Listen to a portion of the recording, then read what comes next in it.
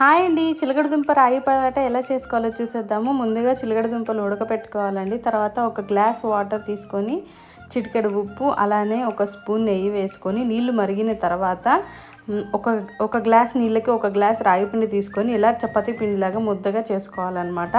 ఆ తర్వాత ఉడికిన చిలకడ దుంపలు తొక్కు తీసుకొని బాగా స్మాష్ చేసుకోవాలి. తర్వాత ఒక మిక్సీ జార్లో పచ్చిమిర్చి, జీలకర్ర, అల్లం వెల్లుల్లి పేస్ట్ ఇంకా ఉప్పు వేసుకొని మంచిగా మిక్సీ పట్టుకోవాలి. మిక్సీ పట్టుకున్న తర్వాత ఏదైతే మనం చిలకడ దుంపలు స్మాష్ చేసి పెట్టుకుంటామో ఆ స్మాష్ చేసుకున్న దాంట్లో ఈ పచ్చిమిర్చి పేస్ట్ వేసుకొని మంచిగా బాల్స్ లాగా చేసి రెడీగా పెట్టుకోవాలి.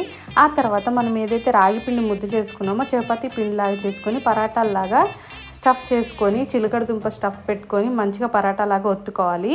ఇలా పరాటాలాగా ఒత్తుకున్న తర్వాత నెయ్యి వేసుకొని ప్యాన్ మీద అటు ఇటు కాల్చుకుంటే సూపర్ అండ్ టేస్టీ హెల్తీ పరాటాలు